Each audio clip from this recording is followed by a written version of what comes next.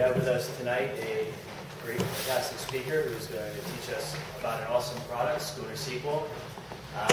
We have with us tonight Jerry Rudisin. He is a CDO now for 13 years, a software CDO for 13 years, and has quite a lot of years of experience prior to that, including leading marketing for what's the name of the software company? Rational Software. Rational Software, which while he was leading marketing grew to $400 million public company, eventually to be acquired by IBM. Please welcome Jerry Rudisin, who's going to talk about SchoonerSQL. Thanks, if I had here, it would be great, so I've been in the business a long time. So I'm here from Schooner Information Technology, a company some of you may not have heard of. We've been around for a while, but I wanted to give you an overview today of our main product, SchoonerSQL, which is really a high availability, high performance, full build of MySQL, which we think solves very artfully some of the more vexing problems of using MySQL in true mission critical applications. And I'll get into some very technical detail and certainly have time for questions as well as some of the economics. We've been around for almost 5 years. I'm headquartered in Sunnyvale, California, our headquarters. I have here John Clark, who's based in Atlanta, running Eastern Region Sales. John's actually come from the MySQL organization. We've been there about 5 years, and questions I may not be able to answer, he may well be able to in terms of the deeper technical aspects.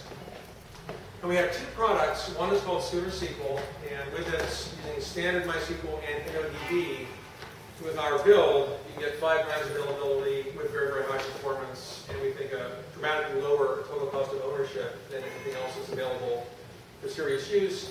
And we have another product called Membrane. That's a high-performance implementation of the Memcached protocol and a persistent key value store that's based on Memcached. We won't talk about that much tonight unless questions come up. So the basic idea is Schooner was founded by getting John Bush, who remains our CTO, and the idea was that there are certain basic building blocks of today's data center. Certainly MySQL is one of them. It's very, very widely used for a bunch of very good reasons, part of the LAMP stack and widely used beyond that. But there was a sense that there was a real revolution in modern hardware technology, in particular in commodity hardware, multi-core servers, high-speed interconnects, gigabit and 10 gigabit Ethernet, and the advent of SSDs, all of which give you an immense amount of power, but it's really not exploited or used very well by traditional software builds. In particular, MySQL, like other databases, was never really written with multi-core processors in mind. It was written for the latencies of hard drives and the response times. So there was an opportunity to really rethink how it would be implemented and do a much, much better job of exploiting the power that is inherent in these modern commodity hardware technologies. I'm talking about standard x86 servers from HP, Dell, IBM, whoever. So that's what we really set out to do. And the real goal economically was to try to eliminate some of the trade-offs that people traditionally face between high availability, high performance, and the total cost of ownership. It's hard to get all three of them right, and we think we can do that with SchoonerSQL. We'll talk about why we think that's the case. And I want to be clear that SchoonerSQL is a full-blown build of MySQL and InnoDB with our unique optimizations and enhancements. So it's not an add-on, it's not a toolkit, it's not roll your own. It's a full plug-in, ready replacement for anything you're using today in terms of MySQL or any MySQL variant database. And in fact, we've had customers move from Oracle 11 or DataGuard and from SQL Server and DB2 to go to SchoonerSQL for reasons you'll see hopefully soon. So a key preamble here is that the reason we did SchoonerSQL and added the replication capability and failover is really to serve the market for high availability. So we focused initially in the first few years of our existence on performance. Performance is important, and performance can lead to fairly dramatic economic improvements if you can consolidate and reduce the number of servers you need to handle a given workload. But we saw from customers that there was even as much interest, if not more, in high availability with high performance. Because people care about service continuity. Right? Most people can't afford to have a website or an application go down. They lose revenue, they lose customers, they lose reputation, all of which is bad. So if you want to deliver high service continuity or complete service continuity, you need to have high availability, and you need at some level to have replication or redundancy.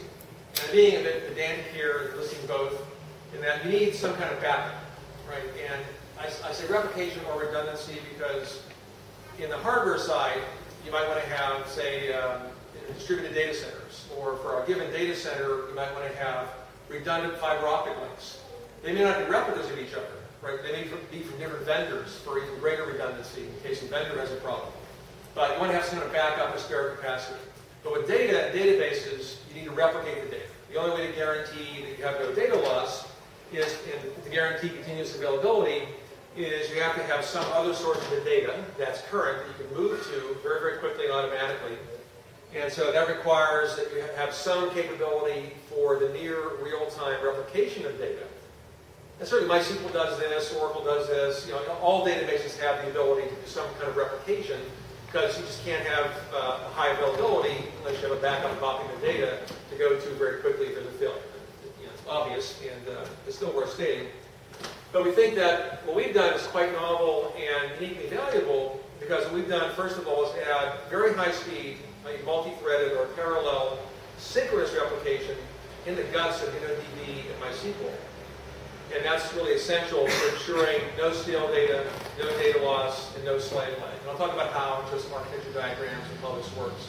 But I think it's a real breakthrough in the sheer usability and the economic value of MySQL plus InnoDB because it gives you a set of capabilities that have never really existed before.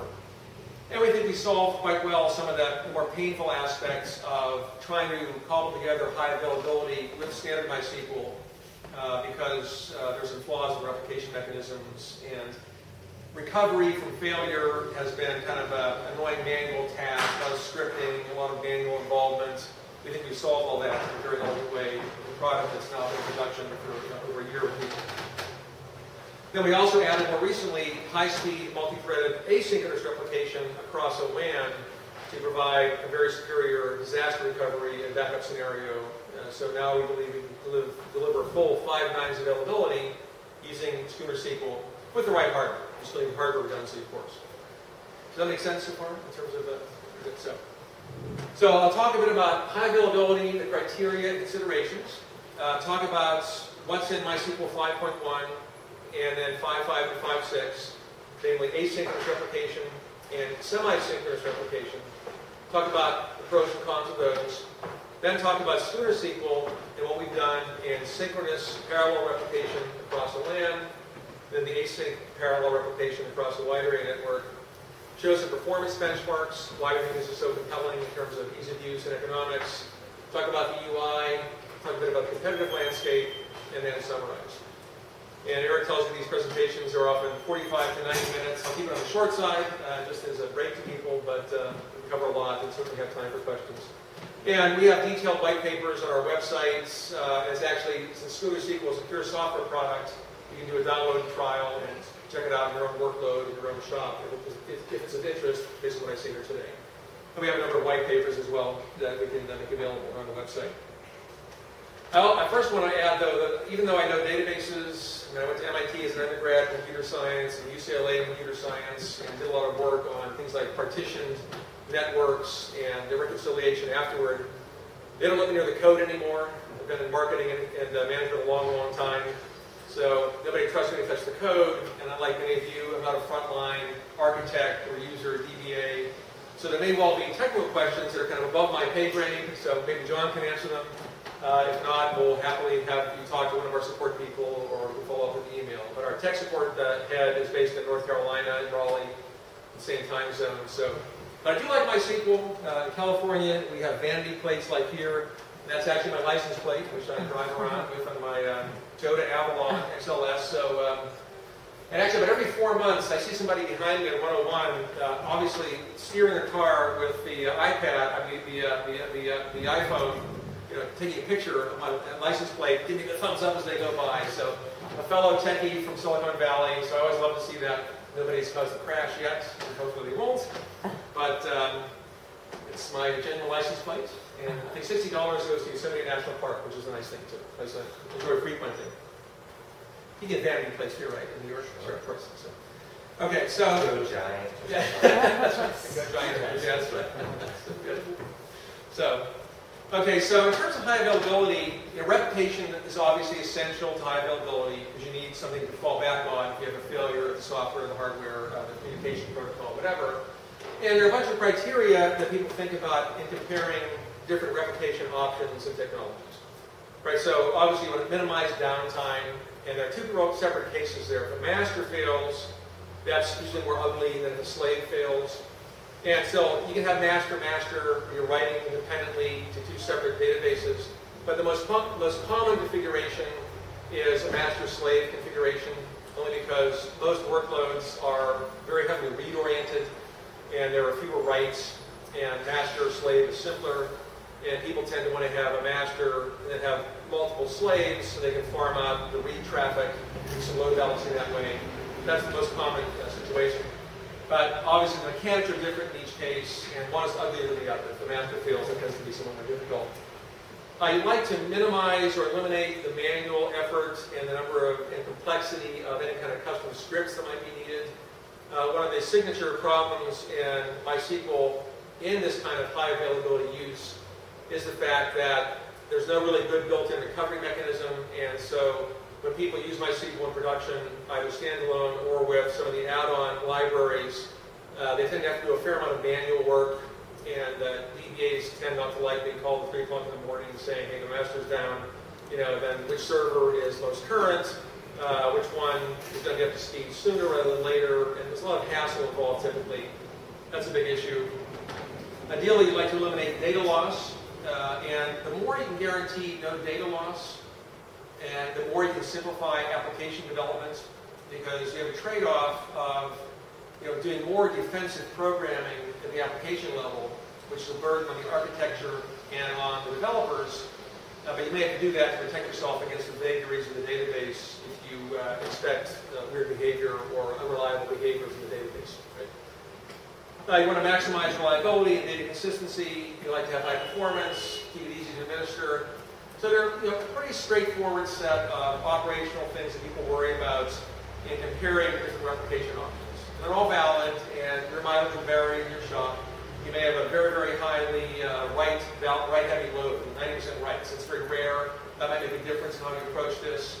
But for the more common case, I think it's more straightforward, and we typically assume that most people have some modest number of writes and a much bigger number of reads. Some other considerations are, do you want active or passive updates to the slaves? How does that work?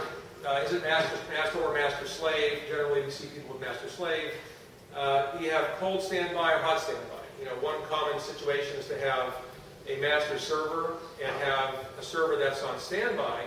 It's up to date, but it's not serving traffic. You can make that work. There are plenty of schemes to make that work. But it's expensive because you have a server sitting there that isn't really carrying any load during most of the time that's up and running. So there's a trade-off there. And a bunch of other issues of slave performance, replication lag. If there's a failure and somebody has to restart, how far behind the current reality is the slave that's taking over the load? If you have slave lag of a few seconds, it's probably palatable. If it's minutes or hours, it's less palatable. Then you have the choice of either bringing your service back online with stale data or out-of-date data, or delaying the return of your service to being on the air. And it may be perfectly fine to have stale data. If it's some web state or cookie, maybe nobody cares. If it's something more serious, you probably need to get the data up to speed. We actually have customers who have multi-hour slave lag before they begin using our product, and it goes down to 0. We have a lot of customers where slave lag in a minute is quite good. But that's a big issue, how much slave lag you tolerate in terms of the time it takes for the slave to catch up and actually be able to restore service from the last starting point. You lose data. That's a big issue. Some applications can afford to lose data. Many cannot. That really depends. And typically, you're willing to pay a bit more in terms of infrastructure to be able to guarantee no data loss, because data loss can often be quite ugly and difficult to recover from. Downtime is quite measurable. The thing that we talk about 5 nines. 5 nines really comes down to less than 5 minutes a year of downtime. So it's a very demanding and very quantitative standard. And so 4 nines may be fine for certain applications, 3 nines for others. But 5 nines is kind of the gold standard for maximum feasible reliability, at least for what most people might be willing to pay for. You can go beyond that, but it's obviously harder. But it's a pretty demanding goal to see that you and keep your database up and running and be down less than 5 minutes a year in terms of unexpected downtime. So let's talk about what's out there today and the reason that we did what we implemented to try to go beyond the current state of the art. So MySQL is very widely used, the world's most widely used open source database, and one of the world's most widely used databases, period. And it's a very, very popular database for good reason. With InnoDB, the plug-in storage engine, which is now the standard storage engine, it's totally ACID compliant. It's a full transactional database, easy to use, widely understood. It's owned by by Oracle now, but there's still a GPL version and commercial versions. And MySQL 5.1 added asynchronous replication. You can also use that in the latest 5.5 and 5.6 releases. 5.5 is the latest one that Oracle's put out. 5.6 is out as a release candidate. But all these have asynchronous replication. Anybody using that today, MySQL with async replication? Okay. So async replication has the following properties. So you have a master, and for simplicity, say there's one slave. So the master will be happily going along and implementing transactions, doing commits. So say it's committing transaction 101. The last one done was transaction 100, so there are transaction IDs, there's several integers here. And the way that asynchronous replication works is that there's a somewhat loose coupling between the master and the slave or slaves. Right? So the master does its commits, it writes into a log the transaction details, there's a binary log, and that's made available for the slave to read. And the slave asynchronously, at a time of its own choosing, reads from that log and says, the master did the following commits, I need to do the same thing, and my copy of the data to stay current, and it does it in the fullness of time. Right? So the slave determines how much to read and from where in the binary log. And the slave, because it's not synchronized with the master, it's by definition asynchronous, may be way behind the master by some indeterminate amount of time. You just don't know. And if your slave is really slow, some people use older hardware in the slave, or slower memory, that may make it go further behind. If you have multiple slaves, what people often do to balance reads, to spread the read load out along a large number of systems, if you have multiple slaves, there's no guarantee that all slaves will be in the same state in terms of taking their stuff from the master. So you have a wide variety of divergence between the master, which has the current state of the world, has all the transactions, and the different slaves. They'll be different from each other. They'll all catch up eventually, assuming no failure, but they'll all be different.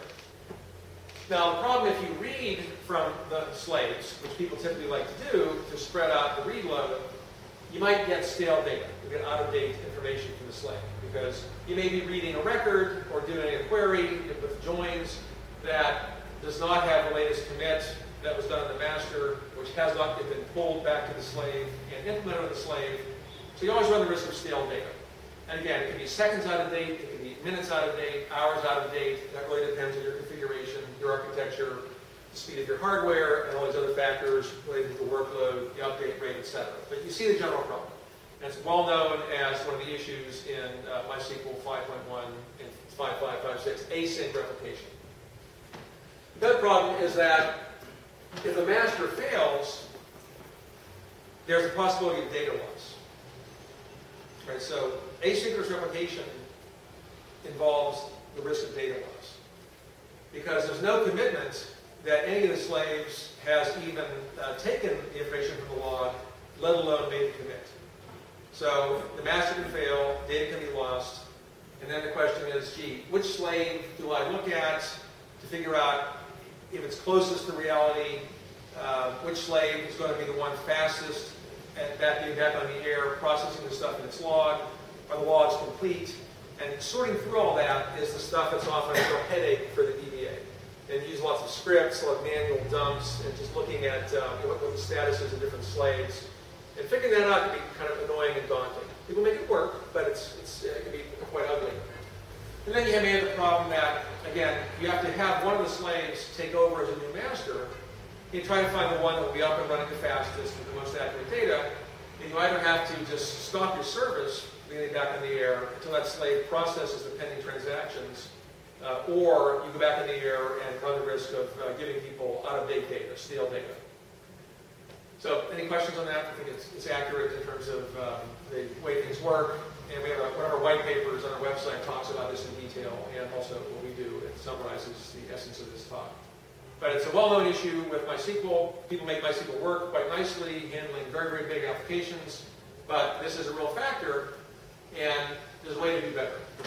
Because you can have stale data on the slave, you can have data corruption, master failure is a real mess, and there can be data loss. And the second point, this idea of flow control, it's often the case, in fact it's recommended practice in MySQL to slow down, to throttle back the speed of the master so that the slaves don't fall that far behind. And again, how much you might want to do that might vary in your shop, but it's very common to say, well, don't let the master run so fast that it gets more than, say, a minute ahead of the slaves. So you're actually throttling back, or dialing down the power of the master, its ability to otherwise handle more transactions in order to keep the slaves from falling too far behind. Because the farther behind the slaves fall, the more ugly kind of the catch-up and recovery process can be. Yes? So basically you are slowing your end application down as well. Exactly, you're slowing your end application down. In order to keep the safety of the... Exactly right. So I'll say you're slowing down your end application and maybe disappointing your end users in order to account for the case that there may be a failure and a recovery. And you can't, now, you know, if you didn't care about data being current, you didn't mind serving stale data, that's less of an issue. But if you care at all about serving up stale data, you want to keep a pretty narrow window during which time the slaves have to do the processing to catch up. And it's a recommended practice. I mean, Percona recommends keeping it to a minute, for example, if you ask their typical DBAs about setting this up. So, now this is widely used in many of the MySQL sites. So in 5.5, I think I was there at Open World when they announced this. In the 5.5 and 5.6 release, Oracle said, okay, there's a problem here, and we can do better. So they added what they call semi-synchronous replication. And that's in production now in 5.5 and 5.6. So there's a semi-coupling between the master and slave, which is better. And basically, when the master makes a commit, when the master does a new transaction and makes a commit, it waits for an acknowledgement from at least one slave, saying, yes, I have taken that commit, it's in my log, it's cool, don't worry, go off about your business, and I'll get to it eventually. The slave doesn't guarantee that the commit is actually made. It just says, yes, I have it in my log, and I'll get to it. And that's better because there's less of a chance of data loss. There's actually still a chance, because if the master failed and the slave failed before the slave did the commit, and lost what was in the log, you could then have a loss of a transaction. But it's a much narrower window, a smaller window, and it's much less likely. So the master gets an act, it goes on to the next transaction. The slave logs the event, it doesn't necessarily apply it. The slave can still be behind the master, but at least the master knows the slave has gotten it and will catch up at some point. You still have a problem that the read on the slave can give old data, right? Because it's basically the same scheme as before. There's no deterministic time frame in which the slave will catch up. You just know that it will catch up eventually, unlike in the asynchronous case. There also, there's no checksums built in. I think they're going to add that finally. And then you still have the issue that upon a master's failure, you want to have a slave take over. And you have the same issue that you want to be able to commit all these things. In fact, you have to commit them now because you know the master committed them, and you want to commit them to be in sync and consistent, because otherwise you know you have inherent inconsistency. Because you're trying to have the slave take over as the new master, which has the current reality, and so you have to let it catch up. So basically the same situation as before, but with less of a chance of losing data, and somewhat more confidence that the transaction can just carry on as planned. So you can still read stale data. There's still a chance of corruption, especially with binary or relay log being messed up on disk. Master failure is still complicated. Much less chance of data loss. Not quite no data loss, but very limited chance. And flow control is a little bit better in that at least the master knows what's happening, so it can't get arbitrarily ahead of the slave. But people still tend to slow things down a bit because slaves tend to be somewhat slower than the master database. Okay, so I covered some of this already, but just to be clear, so one big problem here is the slow, single-threaded slave. And we talked about this in terms of read misses. That relates to the size of the buffer pool. But the bottom line is you often get very low CPU utilization of these slaves, which is a problem because you have capex for the server. But the way that MySQL works, 5.1, 5.5, and 5.6, a single thread is all that's ever allowed to actually apply updates on the slave. So it's inherently single-threaded, which is why you get this performance problem. And that's where there's a chance for a breakthrough, which we think we've done with SchoonerSQL. Part of the rest of these in narrative. Data loss we talked about. Master failure is very serious. You may lose committed data with async. There's a question about how you fail over, which slave needs to take over, where do slaves go to find out who the new master really is. When the failed master comes back, does it take over? Does it become a slave? There's a lot of complex logic and lots of complexity in the failure cases. And so that, again, it accounts for the difficulty and the tendency to have a lot of fairly tedious manual activity to sort this out in the real lives of DBAs working with MySQL and data centers around the world. And finally, there's the issue of scaling reads. Because asynchronous replication can't guarantee which slave will apply what whenever the master makes an update, depending on your application, it just may not be practical to scale up the number of reads.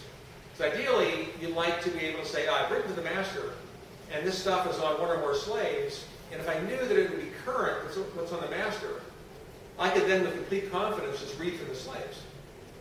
And they're read-only. We're doing this master slaves, so nobody's writing to the slaves. But if you could know that you always had the same data on the slave that was on the master, and they were always in lockstep sync, that would be a great simplification in terms of the application level. Because you know you can just trust the data. You never have stale data. You never have inconsistent data. The slaves will always reflect accurately the reality that the master shows. That's not true of MySQL 5.1, 5.5, or 5.6 with async or semi-synchronous replication. So you get these, probably consistent reads in the slave. So some people will have, they'll read several times and do a consensus. Again, it depends on how sensitive the end user application is to having totally up-to-date data. It may be really hard and fairly complicated and really percolate through to the application level if you use standard MySQL replication techniques. So what Schooner has done is, we think, quite novel and quite important because we believe we solve all those problems quite elegantly in, again, a standard full build of MySQL plus InnoDB that you can just download, buy, use, and replace your current MySQL infrastructure. So basically, we've done several things. I mentioned that the genesis of the company was this idea of really exploiting multi-core processors, high-speed interconnects, and basically doing things in parallel that normally were done sequentially. So the first thing we did is we've done a bunch of changes to InnoDB, and we document some of these on our website, where we really took a look by measuring and instrumenting InnoDB and MySQL, and really made changes to parallelize things that were sequential or serialized inside of current InnoDB and MySQL. So a good example, there are certain algorithms that are done sequentially with really long blocks, and with modern hardware, you can actually have much shorter locking intervals because you do things a lot faster, and you can parallelize accesses to data structures that were otherwise just waiting to be done serially. That speeds things up. So at a bunch of levels, large and small, there's a lot of detail behind this. We have basically parallelized or done extreme multi-threaded enhancement, so to speak, to InnoDB and MySQL, really at the guts of InnoDB and MySQL, so that we can do things in parallel in multiple threads that, using multi-core processors, you can actually map to independent hardware. Right, so the whole point of multi-core processors is you have all these cores sitting around, and you can actually assign threads to the cores. These threads can actually work in parallel because you really have, in a 24-core machine, if you have a machine with two sockets and, say, a total of 24 cores, you have 24 computers sitting there waiting to do the work. But you can't take advantage of that power unless you optimize your software to have extreme parallelism. And that's what we've done at the low levels of MySQL and InnoDB. We've done more. So then we added to that with parallel replication threads. So, and I'll see a diagram of this in a bit. We talk about this in some of the white papers. But we also, when we do replication, we remove this obstacle where all replication in MySQL is done sequentially with just one thread. We do it in parallel with multiple threads. And we actually map these threads to multiple cores. And so the end result is that we get a dramatic speed up. And by doing this, we actually make it practical to keep the slaves in lockstep with the master, but do it really, really fast. So that there's none of the typical delays that you normally get, and you can have totally synchronous replication without any of the downside of delays, lost data, etc. So here's an example with the same kind of chart we showed before. So if you have SchoonerSQL with synchronous replication, we now have tightly coupled the master and the slaves. And in SchoonerSQL, you can have up to 8 nodes, 8 servers in a cluster. 1 master and up to 7 slaves. Most people run with 2 or 4, and I'll show you this in a chart. There's a slight performance degradation when you get to 8 because of the algorithms, but it's not much. But most of our customers, like eBay and iStock Photo and others, Plaxo, use 2 or 4 nodes, so 1 slave and 3 slaves. But regardless, it works the same way. It's a tightly coupled relationship. So the master makes a commit, it writes to the log, we push to the slave, and the slave's in parallel, using these multiple multi-threaded channels we've set up. The slave applies the application to the thing and does the acknowledgement, does this all very, very rapidly, and we actually manage to keep them in sync in lockstep, slaves and masters. So there's no stale data. There's no need to slow down or throttle back the master because we do this so fast. There's no data corruption. Master failure becomes very simple. I'll talk about that in a bit. And there's no data loss. In fact, we believe that the only way to guarantee 0 data loss is to have something like this, like synchronous replication, because it's the only way to keep these slaves totally synchronized with the master so that one can take over immediately from the other and just pick up where things left off with no lag time and no delay. The other cool thing is that if you do a read from the slave, you actually get the current data. You get the same data that's on the master, in every case, all the time, guaranteed. In fact, in our literature, we don't even talk about slaves, we talk about read masters. It's a term that we coined to really drive home the idea that, unlike in traditional asynchronous or semi-synchronous replication, where the slave really has different data than the master and lags behind to some level, in our case, any slave in the SchoonerSQL cluster is really a read master. You can read from it. It has all the same data, the same state of the world as the master has. So reads are totally safe and totally current. You just can't write to it because it's a slave, not a master. We actually added checksums, so we actually do a check to make sure that there's no corruption. And basically, when a master fails, the failover to a slave is totally automatic and immediate. It takes place in about less than 2 seconds typically. So we have algorithms to detect this. And as you can imagine, there's a lot of logic, re-rely, and there are various protocols to check that out, and various things to check the heartbeat. But we can basically automatically have a slave take over and become a new master. And it's all done seamlessly, automatically. You can get alerts for this, and basically it takes an immense amount of the burden away from the DBAs who typically have to do this manually or with scripts or both. Application rights continue on the new master instantly. There's no data loss, and just maybe a 1 or 2 second hiccup while this whole thing happens. So it's quite exciting, and it actually works in production. We have people using it for quite some time now, and we have good reference customers. Again, you can try it in your own shop. Contact John. We're happy to organize that. And we're happy to do a WebEx demo, which is often a good way to get started as well, just seeing how the product works and seeing how the UI works. And a little bit about the parallelism. There are several different levels of parallelism, and it's actually a little hard to describe in pictures, and maybe if I was more technical in this area, I could do a better job of it. But there is a parallelism where we have made things that are multi-threaded instead of serial. Also, it turns out in traditional MySQL with 5.1, 5.5, or 5.6, if you have conflicting transactions, one that undoes the other, they tend to still be applied sequentially. And we have some logic on the slave that actually sort that out and eliminate some of that overhead as well. So there are multiple areas where we have parallelism and reduce the performance overhead just tremendously. But it really comes down to being able to use multiple threads all the time by assigning them to multiple cores to do in parallel things that were normally done serially, and that's all the difference. It's quite striking, and I'll show some performance benchmarks in a bit. Does that make sense, John? Very good. Good. Now, we do use virtual IP addresses. That's a common technique for vectoring the end user application to the appropriate set of servers. And so part of the failover mechanism is this integrated VIP, or virtual IP address failover. So let's say you have a situation here, the service is up, there's an end user application that's querying the database down here in the synchronous replication group. Let's say a server fails, SchoonerSQL detects the failure, it migrates the VIP to another server, it's all transparent at the level of the end user application, and there's zero data loss, and in a couple seconds, failover is complete, the new server is up and running as the master. If there were other slaves here, they'd still be in sync with the new master, and it just removes an immense number of the operational headaches you otherwise have to worry about in using MySQL. And I checked, I thought there was a typo, gratuitous ARP. Seems like one of those things that a spell checker somehow added value to. No, it's a real term. ARP is, of course, Address Resolution Protocol. Gratuitous means something it does in human life, something that was kind of superfluous and not needed.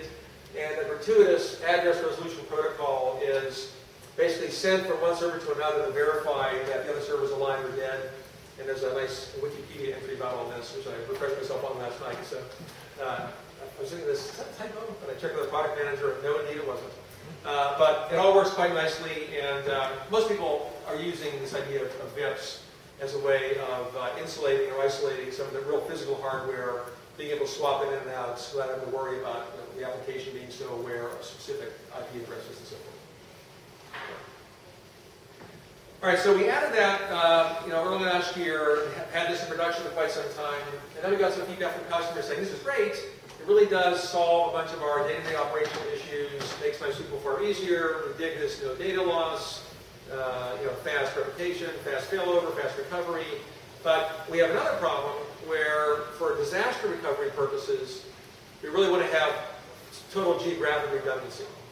Right, so we have a lot of customers with data centers in New York and Las Vegas, or New York and Virginia, or Tokyo and LA. Very, very common. And in principle, you could use synchronous replication, but that's too slow. The latencies get to be pretty ugly. We recommend that you use our synchronous replication within a cluster when you have a 10 millisecond or less latency in terms of network delays. But just going across a continent, let alone across the ocean, you're going to have delays in maybe the hundreds of milliseconds. So it's just not practical to add that kind of tax every transaction to have the masters and the slave be totally in sync. You can do it, but it'd be stupid. Nobody does that. So we added high-speed, again, parallelized asynchronous replication in our last big release, which came out in November of 2011. And so we have the same idea that by multi-threading the updates from the local master to a remote slave, we can get the same benefit of much, much higher speed through parallelism. And you're going to be able, you can lose data in the case of any asynchronous replication. But in our case, the slave will lag basically just one latency period behind the master. So you cut the window dramatically. And we have automated failover recovery between data centers as well as we have within a data center. So if you really want to have a true, really high-end WAN setup and disaster recovery story using MySQL, it's now not only feasible, but easy with the capabilities you've added into SchoonerSQL.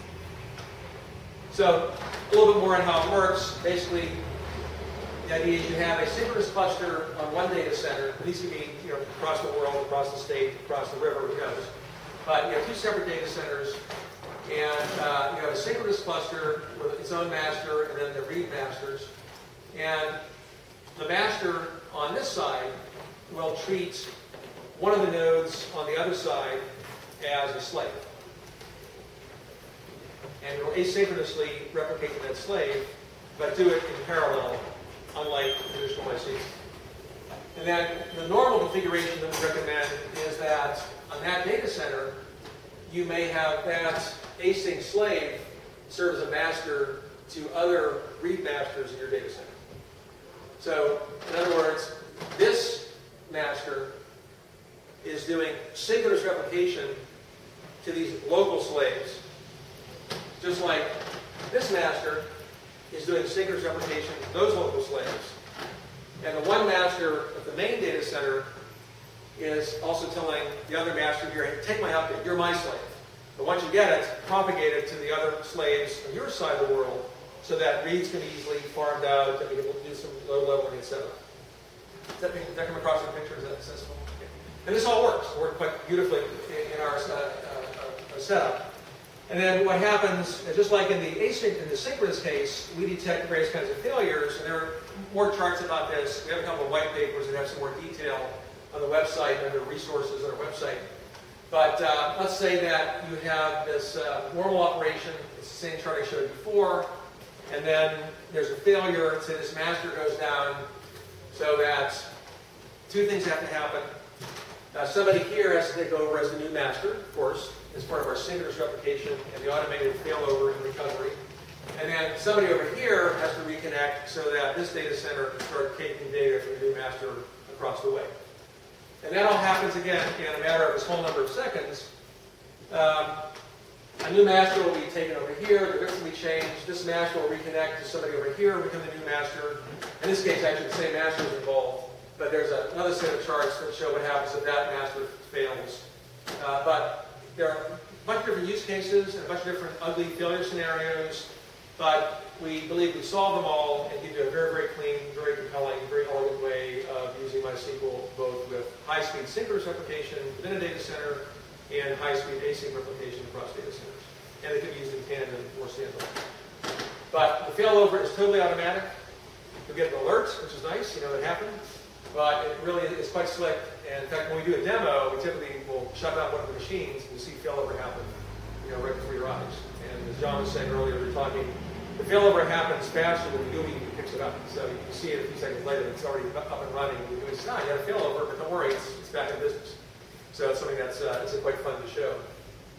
I think occasionally at a trade show, we bring real servers. And if the trade show is local to our headquarters, we bring servers and we occasionally unplug a machine and do it that way. That's more of a pain in the ass when you restart the machine. So they tend to say, just shut it down in the software, that's safer and easier and more friendly. So, but it's more dramatic when you pull the plug, but they tell me not to do that anymore. Okay, so the manifestation of all this functionality is in not only ease of use, but much, much higher performance. So here are a couple of examples, and we talked about the setup. So these are a couple of 2U Westmere servers, and 12 threads across 6 cores. We actually scale linearly with cores. So if you had, say, 2 12-core processors, 24 cores, you'd be about twice as fast with basic performance as you would here, depending on the workload. So we scale almost linearly with cores. 72 gigs of DRAM, and we'll show data both on hard drives and SSDs. But we're agnostic about storage technology in SchoonerSQL. We don't really care. Most of our customers use hard drives, but we do have a lot of customers who really are quite keen to get some of the energy-saving benefits and the performance benefits of flash memory SSDs. And so we have extra optimizations built in to really fully exploit SSDs.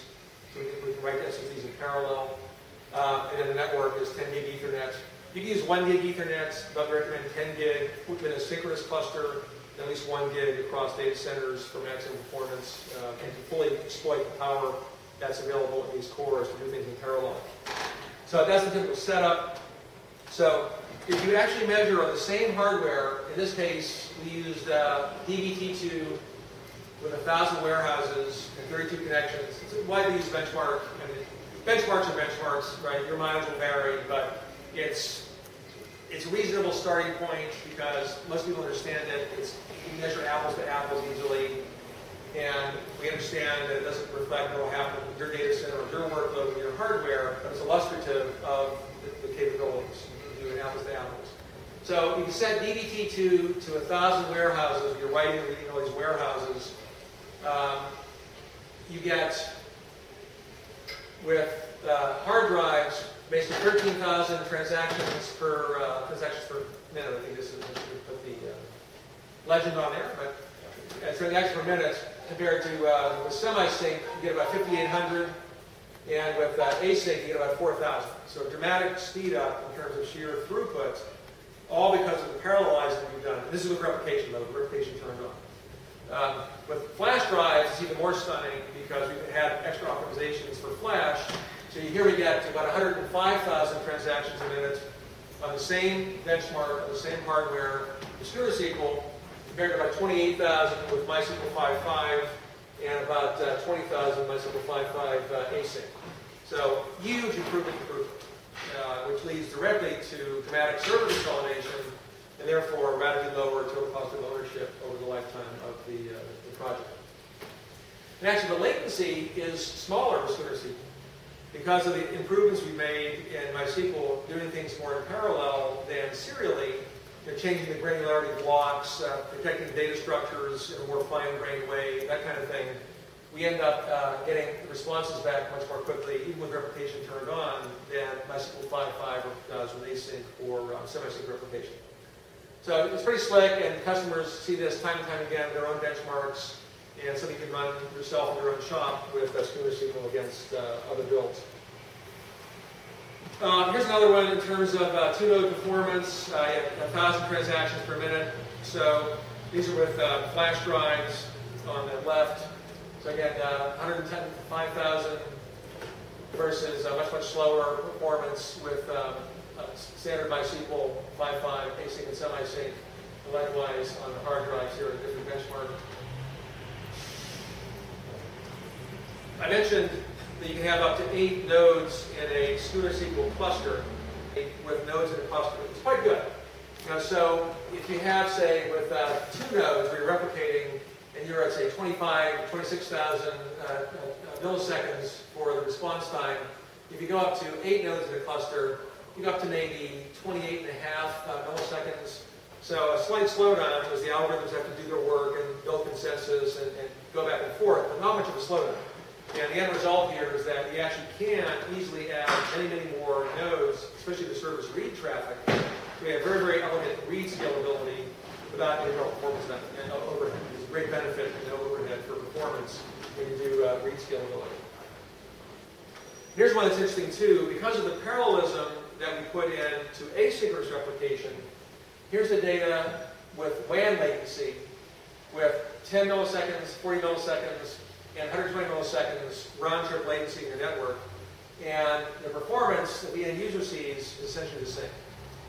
Because, again, we're doing things in parallel with these parallel appliers across the WAN. So we do things in a way that is simultaneous instead of serial. And so you end up not having a degradation that you might otherwise expect when the network latency increases tremendously. So again, another great benefit of being able to have widely distributed data centers that keep them much closer in sync than is ever practical with any other build of MySQL. So in terms of ease of management, we focused a lot on that because we were quite cognizant from our own work with MySQL and from lots of comments from customers that it can be a pain in the ass to use MySQL in this high availability mode, especially when you have failovers, recovery, restoration, and so forth. So we added some nice stuff in the UI. So failover, both for the LAN case and the WAN case, for synchronous replication and our asynchronous replication across the WAN, is completely automatic and immediate. I don't say instantaneous, that violates the laws of physics, but immediate, a small number of seconds. No service interruption, no administrator intervention is needed. It just happens, you get an alert, everything's back in business, as I showed you in those architecture and flow diagrams. We also have a very nice UI and a full command line interface. But the UI gives you a single pane view of your entire cluster for administration and monitoring. There's some very neat things we like to show when we demo this about single-click slave creation, single-click migration of databases. We talk a lot in discussing service continuity and high availability about unscheduled or unplanned downtime.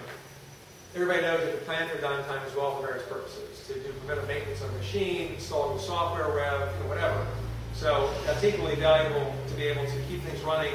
You have planned downtime to worry about And it's very, very easy to turn a server off, reinstall it, plug it back into the cluster, let it catch up, and do all that from our user interface quite elegantly and with great ease. There's also extensive monitoring of different metrics, and you can go in here and look at different dashboards, but we put a lot of energy and thought into trying to make a very, very nice user interface that would make life materially easier for the frontline users, the VPs of Ops and data center operators and DBAs. We got a lot of customer feedback on this last year from Plaxo and others who were early users, and they had lots of useful things to say. We'll keep tuning it and improving it, but it's pretty slick and definitely does make this whole set of functionality way easier to use. And again, if you like command line interface, that's still available too. And again, we have other screenshots and more details, and we're happy to show you a demo of the WebEx of the capabilities of the product, including the UI. So the summary of SchoonerSQL is that we've done some very innovative work in the heart of MySQL and InnoDB. And the result is our product, SchoonerSQL, is a full-blown distribution of MySQL and InnoDB that's unique to Schooner. That gives you highly reliable and consistent replication. You use synchronous replication, where the master and the slave are totally in lockstep at all times, there's no data loss, and fully consistent reads from any of those nodes for up to 8 nodes in a cluster.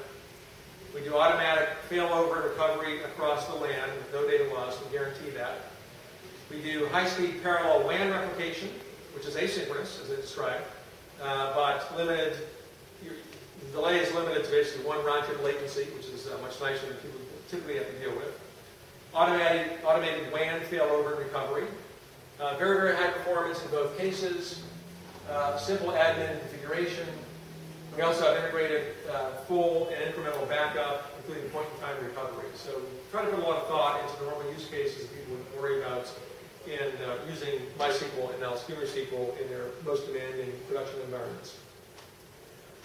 Okay, there's some common building blocks in synchronous and asynchronous SchoonerSQL replication. They all do parallel slave appliers for high throughput instead of serially applying to slaves the way MySQL does it today. Both have checksums for reliability to avoid data corruption, and we've added transaction IDs for seamless automated failover. And those are not stored with the data. There's a utility you can use to convert data back and forth. So if you ever use SchoonerSQL and have to go back to MySQL for some reason, you just convert the data, strip out the transaction IDs, and you're back to the standard format. So it's totally compatible there with the schemas and APIs and data formats. And the use case will vary, but SchoonerSQL synchronous replication, up to 8 nodes, automated failover for low latency networks, 10 milliseconds or less, no data loss, self-healing, and SchoonerSQL asynchronous replication across data centers. Or you can use it within a data center, well, that's less common. Most people like the comfort of being able to have their slaves totally in sync with the master within the local area network because they get the full read ease with the data totally in sync with the master. The way we fit in is that if you look at the database marketplace, it's very, very big. The database market is 28 or 24 billion a year. Oracle has the lion's share. There's Oracle 11, then the SQL Server, DB2, then there's MySQL and the others. And MySQL and some of the other open source offerings are excellent databases, but they haven't really been seen as ready for the most demanding mission-critical apps for various reasons. It's an issue of scalability, robustness, performance, high availability. And our job was to do something that takes the benefits of the open source ease of use, the widespread adoption, the widespread recognition, and knowledge about MySQL, but to make our own enhancements that basically give people a very, very high-end auth rate at about 10% of the cost. And in fact, while we compete with MySQL Enterprise and MySQL Cluster and the Makona server and some of these others, and the Community Edition, we also compete with Oracle 11 plus DataGuard and SQL Server and IBM DB2. We've had customers migrate to us from each of those. And if you look at the details, for example, of Oracle 11 plus DataGuard, which is this high availability add-on, we're about 92% of the functionality and 10% of the cost. And so there are maybe use cases where you really want to stick with Oracle 11, that's great, but there are many, many use cases where you may want to move to SchoonerSQL, whether you're moving from MySQL or something more exotic or more expensive like Oracle 11. And typically, if you run the numbers, look at the server consolidation, the throughputs, monetizing the value of lower downtime, the human time you free up, you have your DBAs work on your backlog instead of spending time with your servers. Even at our standard price, the SchoonerSQL is often cheaper over 3 years than MySQL Community Edition. Sometimes free is expensive in terms of functionality that it has compared to what we have in our commercial products. And we have this on our website as well, but if you look at the MySQL part of the market, ignoring for the moment Oracle 11 and DB2 and SQL Server, the things we see most often are MySQL 5.5 or 5.1, MySQL InnoDB cluster. That's kind of the high end of the MySQL family from Oracle. So MySQL cluster is MySQL, but it does not use InnoDB. It uses its own storage engine called NDB. And if you look at the Oracle product offering in the MySQL family, that's their 5.9s product. But we achieve 5.9s with MySQL and standard InnoDB, and we actually outperform and I think that out-feature MySQL cluster as well. Clusterix is an appliance solution, custom hardware, and we've done some benchmarks recently where one standard vanilla commodity server using SchoonerSQL does the work of 9 Clusterix servers and gives you even more throughput, so we're pretty excited about that. And then what people typically use with MySQL 5.5 or Community Edition or Standard Edition is they'll get that and they'll add on the continuant libraries, the Tungsten libraries, or Golden Gate, or Galera, some of these other things. And then you have to do some rolling around. There's still a fair amount of manual effort involved. And the reality is we outperform each of those and do it with higher availability, higher reliability, and less hassle. Now, we wrote this chart, so the greens are on our side. That's normal, that's marketing, it's part of my job. But I think it's accurate and defensible. In fact, this chart's published on our website, one of the white papers, so you can get that. And none of our competitors have complained yet, so we think it's fairly accurate. Golden Gate is also used, and that's an Oracle product that they got through acquisition. And the one thing that Golden Gate does is gives you support for heterogeneous databases, which we don't. We're purely MySQL at this stage in terms of the stuff that we support. But we think it's an accurate assessment of the landscape. And if you're all interested in using MySQL or better yet, a variant for serious mission-critical work, take a look at SchoonerSQL. We give 5.9s availability, highest data integrity, great scalability, hassle-free operations, superb performance, and easiest management by far for the things that I've shown. And in terms of business benefits, this translates to fairly compelling economics. The total cost of ownership is way lower using SchoonerSQL. It's an out-of-the-box product. It's not an add-on or roll your own. It's a full database. All this stuff is built in inherently. Totally compatible with MySQL and InnoDB for ease of use and ease of adoption. And if you have to migrate back for some reason, you can do that easily. And people use it because they get higher uptime, they save money, and they can free up their DBAs and their architects to spend time building other things in their backlog on the wish list instead of wrestling with servers and causing problems. And it all uses commodity hardware. We don't sell hardware. You can run this on HP, Dell, IBM, x86 boxes under various flavors of Linux, Red Hat Linux, and CentOS, the obvious ones. And we have people using Supermicro, probably a few others. But it's meant for use in commodity hardware, no specialized boxes. You can supercharge your current servers. Here's one good example of the total cost of ownership. So if you normalize for with SchoonerSQL, the 3-year TCO is 1. It's about a third of the TCO of MySQL 5.5 in terms of the hardware or software costs and the operational costs. A lot of that comes from just if you need fewer servers, there's less CapEx, there's less power required. And if you want to go all the way, even more dramatic if you use flash drives. A lot of people like SSDs because they're much more abstemious in terms of power. And in a place in Manhattan where power is very expensive, or here in New Jersey as well, we have data centers. There's a lot of impetus to use flash drives because you can save a lot in terms of power consumption over hard drives or DRAM. So there's a bigger saving there as well, plus the speed up in terms of the power of flash drives compared to hard drives. But in Europe, it's a big deal. In Germany, power is even more expensive than it is here. So we have quite a few users. Googlefrage is one we forgot to mention. They're big. Big means good question in German. They're kind of an ask.com in Germany. They've been a big user for years of SchoonerSQL. And they also use it with flash drives, SSDs, because they have a very, very expensive power rates over there, so they're quite keen to be green and save money. Some of our customers, I mentioned eBay, 37 Signals uses us for their Basecamp application. These are some we can announce so far. Gudefraga, Holtzbrink, let's see what else is there. A new company which should be on our engine is a little online gaming company in Australia that just signed up. NCR, another one that's a new customer that migrated from the other big databases. So we're getting a following, and there are more customers here that we have a lot to talk about yet, but we're excited about it. We're not well known yet, but hope to be. At least this large group here tonight will know about us now, and hopefully be keen to take a look. You can check out our website, SchoonerInfotech.com. We have fairly detailed white papers on the resources section. You can register for a free trial. You can write to me or to John, who's based in Atlanta. We'll be happy to give an online demo with WebEx, very straightforward, to see the capabilities, the GUI, and go from there. But thank you for your attention tonight, and we'll happily answer other questions and go into any detail as appropriate. Thanks. Thank you so much. Fantastic, very informative presentation. This is Jerry Rudisin, CEO of Schooner. Pardon me. Any questions?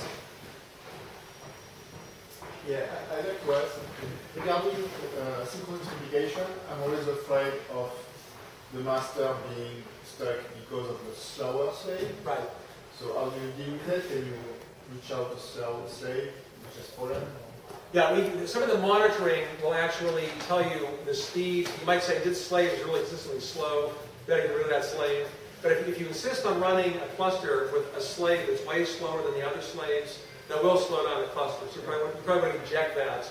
But some of the metrics we gather are precisely to tell you, gee, slaves 2, 3, 4, and 5 are really great, but slave number 6 is really too slow. Let's get rid of that and just cut it out of the loop so we can speed everything up again. So that's a definite issue. You want to have the slaves more or less at the same speed, and if there is a variance, and I think you can set alerts for that too. It'll take you can set a slow node detection. So you can actually set up a threshold for slow node detection. It'll say, take a look at this because you're having this problem that's going to slow down the cluster performance overall.